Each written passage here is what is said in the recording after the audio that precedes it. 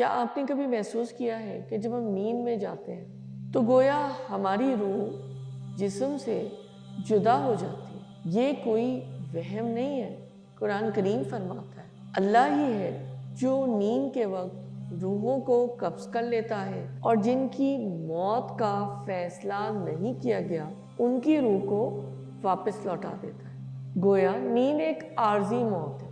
جب انسان سو جاتا ہے تو اس کی روح اللہ کے حکم سے جسم سے الگ کر دی جاتی ہے اور پھر اسی کے حکم سے واپس لوٹا دی جاتی ہے۔ علماء فرماتے ہیں کہ اس دوران روح ایک مخصوص عالم میں رہتی ہے، نہ وہ آزاد ہوتی ہے نہ مقید، بلکہ اللہ کی حفاظت میں ایک حد تک معلق رہتی ہے۔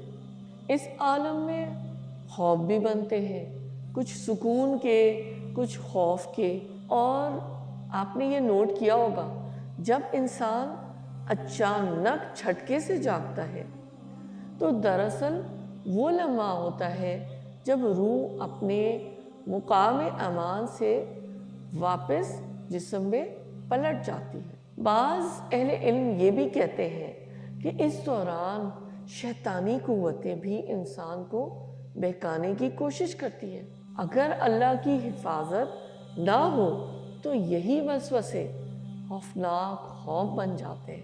لیکن مومن کا تو یہی یقین ہوتا ہے، جیسے کہ سورہ یوسف کی آیت نمبر 64 میں فرمایا گیا ہے، اللہ بہترین محافظ ہے اور وہ رحم کرنے والوں میں سب سے بڑھ کر رحم فرمانے والا ہے۔ دراصل آپ یہ جانتے ہوں گے کہ یہ الفاظ حضرت یعقوب علیہ السلام نے اپنے بیٹے بنیامین کو مصر بھیجتے وقت کہے تھے، جب دل میں یہ خوف تھا مگر ایمان کامل تھا کہ اللہ ہی دراصل محافظ اور نگران ہے۔ ذرا غور فرمائیے گا، یہ آیت ان لمحات میں بہت سکون دیتی ہے جب انسان کو اپنے پیاروں، اپنی عزت یا اپنی جان کے تحفظ کی فکر ہو۔